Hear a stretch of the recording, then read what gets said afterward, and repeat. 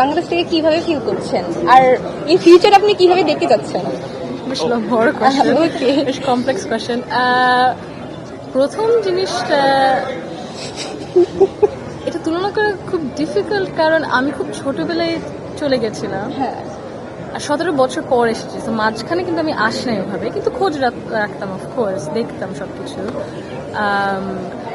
Main জিনিসটা হচ্ছে যে আপনাদের মতো এত মানে কি বলবো, মানে very energetic, inspirational, very brilliant এই যে এই তরুণরা যারা আছেন, এটা নতুন পার্সোনালি আমি নতুন ভাবে দেখছি। কারণ খবরেও যখন টিভিতে দেখি, নাহলে খবরের কাগজ খুলে দেখি, আপনাদের মতো ওরকম মানে মানুষদেরকে হাইলাইট করা হয় না। It's very much sort of হয়তো বা একটু অফ এ সার্টেন এজ, আমাদের মা বাবা বয়সী, কিন্তু আপনাদের মধ্যে যে এত মানে আইডিয়াস আছে, এনার্জি আছে, এত কিছু করার মানে ইচ্ছা আছে,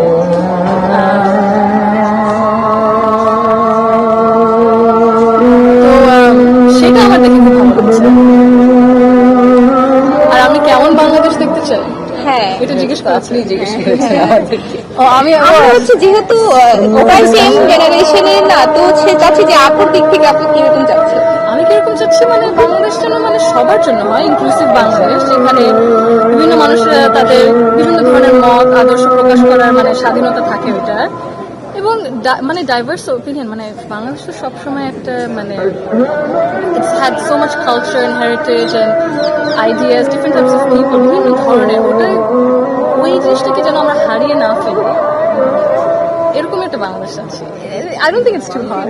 এটা এখানে আপু একটা ফ্যাক্ট আছে, সেটা হচ্ছে যেমন আপনি একটু আগে বললেন যে আমাদের মতো ইয়াং যারা আছে তাদেরকে আপনি কখনো হাইলাইট করে দেখেন। এখানে একটা হয় হচ্ছে যে আপনি পলিটিক্যাল আর নন পলিটিক্যাল, এইখান থেকে আসলে আমাদের গ্যাপটা।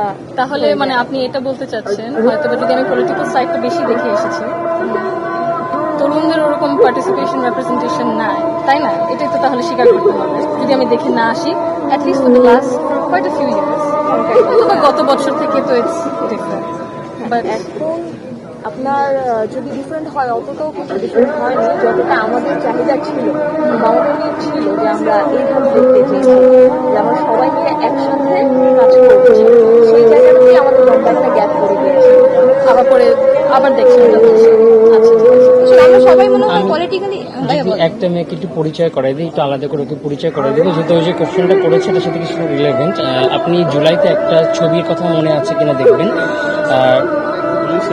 পুলিশ একটা ছেলেকে তুলে নিয়ে যাচ্ছিল, একটা মেয়ে তাকে প্রোটেকশনের চেষ্টা করেছিল এবং শেষ পর্যন্ত পুলিশের গাড়িটার সামনে গ্রিলটা ধরে দাঁড়িয়েছিল। এই ছবিটা বা ভিডিওটা আপনি দেখেছেন নিশ্চয়ই, জুলাইতে। This is the guard, Nusrat নূর।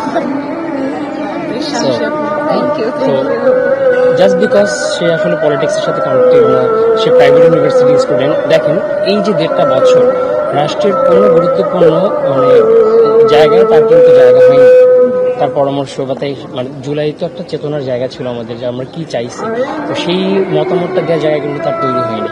তো এখান থেকে আসলে প্রশ্নটা আসছে, আমি আরেকটু সংযুক্তি দিচ্ছি ওর সাথে, যে আপনার সুযোগ আছে এখানে কাজ করার। আমি মনে করি যে আপনার দল, আমি যেটা আপনার দলের ব্যাপারটাই বলছি, বিএনপি কি এই ব্যবস্থাটা করতে পারে কিনা, তাদের পলিসি গ্রহণের জায়গাগুলোতে যারা বেসিক্যালি পলিটিক্স করছে না কিন্তু তুখোড় মেধাবী, তাদেরকে কোনোভাবে সংযুক্ত করা যায় কিনা, বিশেষ করে ইয়ুথ যারা আছেন, ইয়ুথ লিডার যারা আছেন, তাদেরকে সংযুক্ত করে দলের বা রাষ্ট্রের কিছু পলিসির জায়গাগুলোতে তাদেরকে এঙ্গেজ করা যায় কিনা।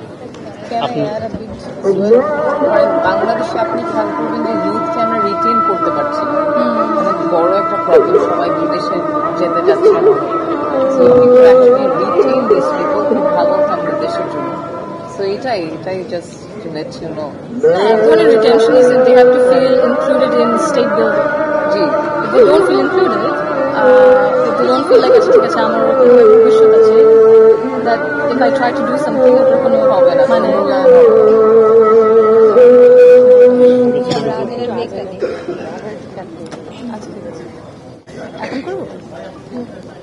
এখন করবো না, আজানটা শেষ হয়ে গেছে।